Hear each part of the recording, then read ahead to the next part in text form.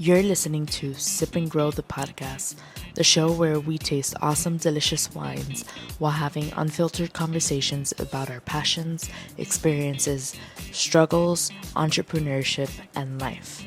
My name is Nicole Di Pasquale, and I'm a wine enthusiast just trying to pursue her passions and dreams while taking you on the journey with me, one episode at a time.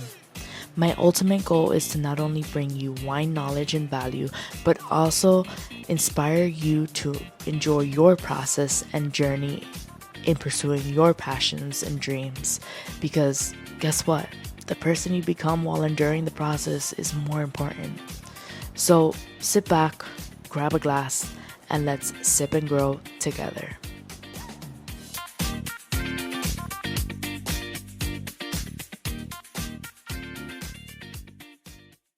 Hello guys, welcome back to another episode of Sip and Grow with me, your host, Nicole Di Pasquale. So today I'm excited because today we're getting into another Spanish wine, and this one specifically is from Galicia. So Galicia is in the northern part of Spain. This one's actually, so this is the most popular, like a lot of people when they think of white wine Spain, they think Albariño. So this is an Albarino grape variety. It's called, the producer's called Mar de Frades, and it's in a region called Rias Baxias, I think is how you say it. And within that region, this specific producer is in a sub-region called Val dos Salnes. So that translates to Salnes Valley. It's basically a sub-region within this other sub-region within Galicia, whatever. Galicia is just a part of Spain. So it's like saying Rioja, except Rioja's on, like, this is literally on the borderline of the ocean. And then you have Madrid, everyone knows Madrid. So Madrid's right here, you have Galicia here, and then you have Rioja, the region Rioja over here. So this is located in Galicia, and the region is called, or the area is called Rias Baxias. And then this specific producer is within a sub-region in that zone called Salnes Valley, right? So Salnes actually translates to salt bed, like salt riverbed. And like way back when, in the Middle Ages, I read about this, which I thought it was pretty cool because they have a lot of salt produced like naturally because of the location of where they're at in like the southwest border of, the northwest border of the sea. So basically, since they have so much salt produced in this area, they would use that salt to basically cover the fishes that would be taken out of their town or their valley or whatever on merchant ships to kind of protect the fish during transportation. So in this sub-region, the Salnes Valley, it actually produces 66% of the Albarino variety within all of Rias Baxias, which is crazy, but that's technically like the capital of Albariño, which Albarino is the grape variety. And they even have a festival, an international like Albarino festival there every single year. But let me go ahead and start opening this so that we can taste it. But today I was like, is this gonna open? Hold on, technical difficulties. I like taking out the paper like this because it's easier. But I was thinking today, the other day, to be fair, at work, one of my coworkers was like, wait, but like, I'm not a red wine drinker because, it's too dry for me, which I told her, I'm like, all red wines are dry. Like unless it's a port wine, you're not going to have a sweet red wine, right? So she is someone who doesn't drink red wines. She just sticks to like white wines, or like she likes the sweeter. She's just very new to wines, so it's the typical response of like, I don't like it to be too dry. I like for my wines to be sweet. And I was thinking, I was like, I should just talk about this on the podcast, because I feel like a lot of people have this like misconception of like all red wines are going to make you feel like your mouth is super dry and like you're not going to like it or it's going to taste bad. And that's not the case. You just need to know what works for you and like what type of flavors you like in your wines. So the two most important components when you're drinking wine, I feel, is looking out for if you like more acidic wines or if you like more tannic wines, right? So like as you may have noticed, I like a little bit of everything. So I don't really have like I can't really say, oh, if it's too acidic, I'm not going to drink it, because that's not the case. For me personally, it just depends on the situation. So like, this is the basics 101 for what the difference is between acidity and tannins, right? So acidity, think of acidity like, drinking a lemonade. So basically, when you have more acidity in a wine, that basically means that you're gonna have, it's gonna feel light and fresh. If you have less acidity, it's gonna feel a little bit sweeter and heavier. So usually, let me pour this. Usually, like, you need to start drinking your favorite wines and think about how it tastes, how it smells, right? Well, more importantly, how it tastes, not how it smells. The smell will kind of like help you get those characteristics out, but you need to write down or like remember, what is it that you like about that wine? Do you like that it's more on the acidic side, aka meaning that it's very easy to drink, so when you drink it, it feels refreshing and you just want to keep drinking it? Or do you like it to be a little bit more dry in your mouth and like heavier on the tannins, which if you have higher tannins versus higher acidity, that probably means that that specific wine is going to be a lot easier to age versus having a highly acidic wine. Me personally, it all depends on the situation. If I'm outside wanting to do, I don't know, a girls' pool day or something, or like a pool day with family and friends, and I want to bring out a wine, I'm not necessarily going to bring out a high tannic wine, just because you're going to sweat your face off just drinking that. Well, me personally, and also it depends on the occasion. Am I having a barbecue outside, or am I just drinking while relaxing in the pool? So like, if I'm drinking relaxing in the pool, I'm gonna want a more acidic wine, and and it doesn't necessarily have to be a white wine. It could totally be a red wine or a rosé wine, or it can even be bubbles, which champagne or prosecco are always a good idea. But it depends on the situation, because my rule of thumb is I love to pair my wines with food, depending on like how heavy or how light that food is. So I love a good complex wine that it's well balanced with acidity and tannins. If I drink a white wine, I usually tend to go for more acidic wines.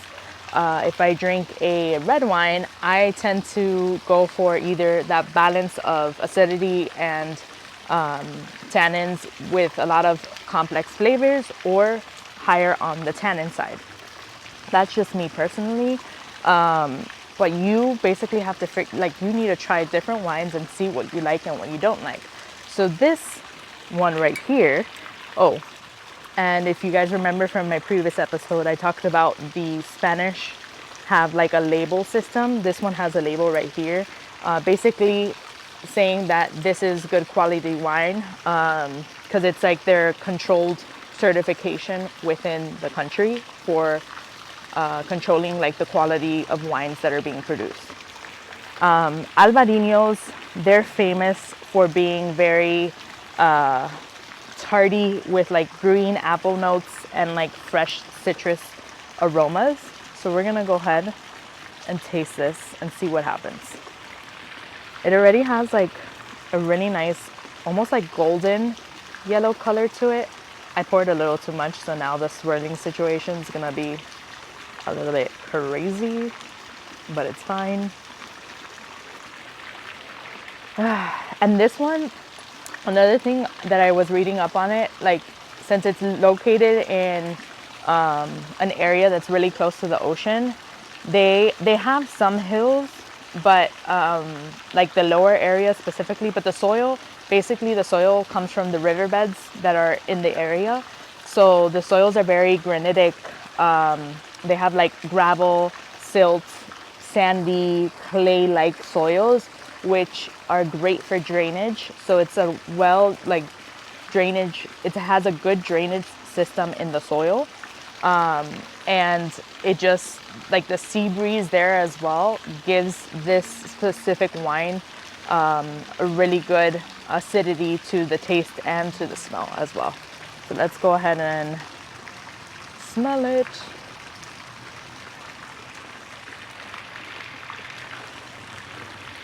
You know what's crazy?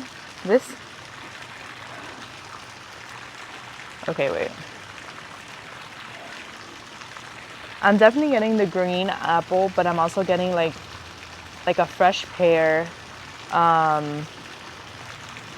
lemon for sure, but it has almost like a buttery, not buttery, that's the wrong word. It don't like a velvety smell to it, almost like it's like silky smooth. I haven't tasted it, but that's what it smells like. And something else. I mean, strong on the green apple notes for sure. Let's go ahead and taste it.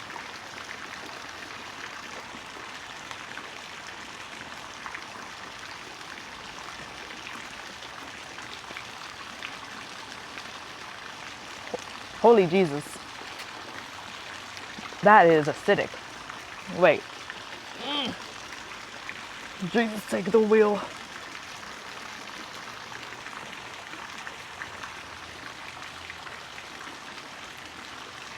You know what's crazy?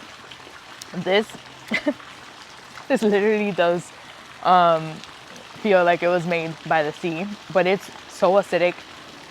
It's not bad at all. I feel like I can appreciate this more with a good food pairing, because I feel like right now it's a little too acidic for me, which is wild because I don't think I've ever said that about a white wine. Maybe because when I've had the high acid wines, I tend to pair it with food, so it tastes a lot better. It's not bad at all. It's actually really good. This bottle cost me $25 at Total Wine. It's one of the popular producers in that area for Albariño, so it's supposedly one of the good ones to have if you are an Albarino fan.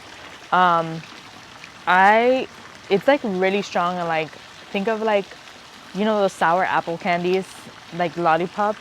It tastes like that. Except it's not as sweet. And it almost has there's something else in here.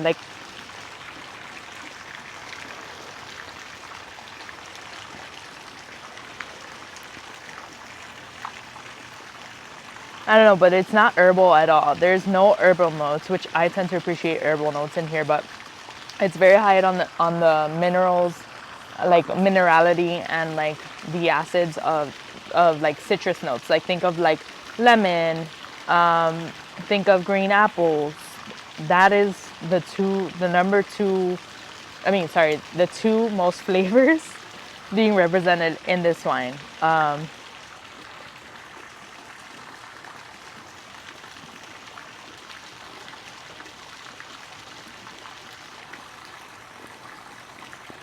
I feel like it's so overpowering that I don't know, it's not doing anything crazy for me. It's not bad, but I feel like it would taste better with food, and I would appreciate it more with food. So my rating, based off of how it tastes right now in this moment, I'm gonna give it a 7 out of 10. I would prefer the other white wine I had from Rioja made of the Viura grapes, because that one for me was more my style of a white wine. This, I feel like once I have a Mediterranean salad or a fresh fish by the ocean, with the ocean view, drinking the wine and eating, I think I could appreciate this a little bit more. But for right now, it's not my favorite wine that I've tried. And I almost think like, I don't know, it's just, it's very acidic. It's not my favorite. But anyways, I hope you guys have enjoyed this episode. Try this out. Please let me know what you think. I feel like I'm going, crazy with my description about this, but I don't know. It's just, I'm a little disappointed because it cost me $25, which is not bad for a wine. But your girl's on a budget, and for right now. So yeah, I'm a little disappointed.